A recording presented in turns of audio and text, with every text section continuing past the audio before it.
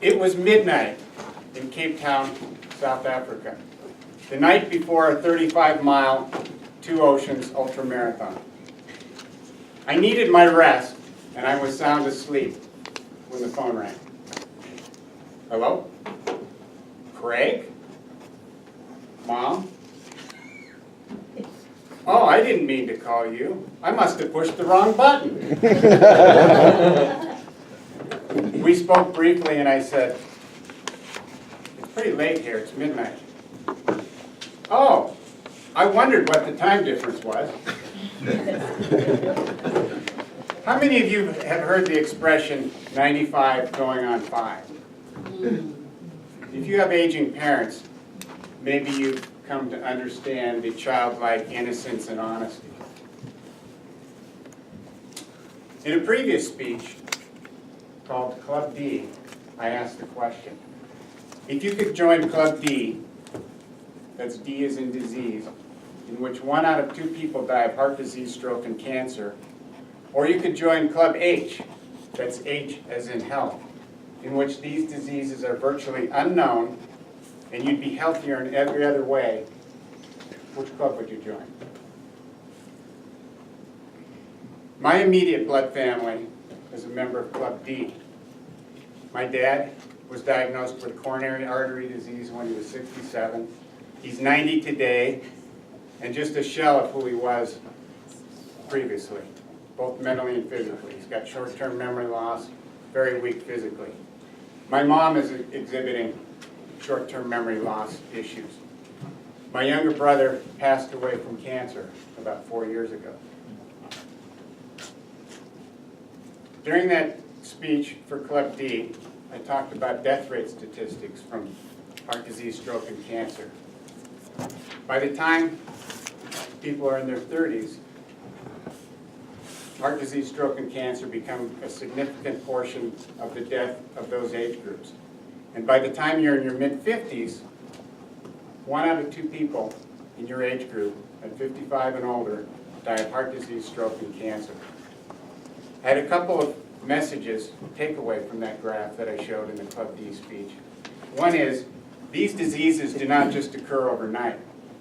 They take decades to manifest themselves, just like smoking cigarettes. And 2, nearly all of these diseases are preventable. Heart disease, stroke, and cancer, almost all of them are preventable. I'm going to introduce you to some research that pertains to Club H.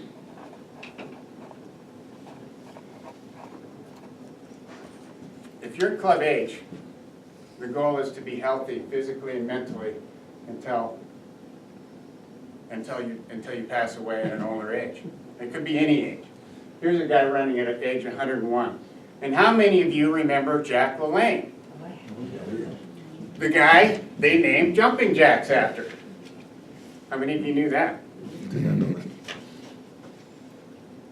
My mom called me. She said, I got a problem with my weather app. It says it's Tuesday and raining, but today is Sunday and it's really sunny. Well, Mom, I think you better just go with your visual weather report. The flight mode on these cell phones is kind of funny that way. I want to talk about some research that Dr. T. Colin Campbell has performed. He's performed over 40 years of research, biomedical research, as a nutritional biochemist at Cornell University. He has over 350 peer-reviewed published papers. Among other things, he's written the China study.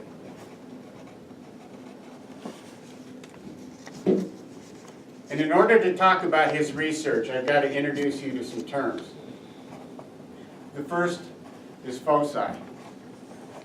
Dr. Campbell did some research in the field, and he was able to take it into the lab.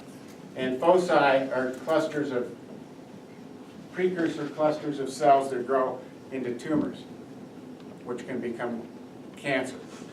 So when I show you this data, large response for foci is bad. It indicates that you're headed towards cancer. The second term is aflatoxin. It's a carcinogenic substance produced by a fungus. And third is a mystery ingredient that Dr. Campbell used to feed these foci. I'm not going to tell you what this mystery ingredient is today. I want to keep you, I'm going to let you go do your own research if you're really interested. You'll have to stay tuned for another speech. So Dr. Campbell looked at this several ways, and the data that I'm going to show you is after the exposure to the aflatoxin. So first he fed the aflatoxin exposed foci to 2 levels of this mystery ingredient, a 5% level and a 20% level. You can see at the 20% level, the aflatoxin, the foci exploded. And these are normal dietary levels, 20%. This is not a cancer carcinogenic research study where the amount might be 100 times or 1,000 times the amount. He looked at it another way, with smaller amounts of the aflatoxin, but with larger amount of the mystery ingredient versus a higher amount of the carcinogenic and a smaller amount of the mystery ingredient. So you can see that it was not the aflatoxin, it was what you were feeding it that caused it to grow. He also looked at an alternative at the 20% level, and you can see it's low as well. So it's only the mystery ingredient at the 20% dietary level that causes this the large foci response. The effect is only present with the mystery ingredient.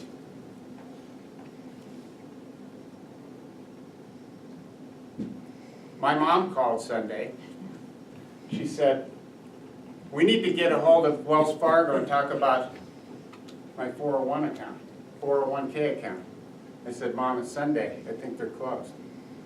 Oh, I was dressed ready to go for a walk with my friend. Now I'll have to change clothes and go to church.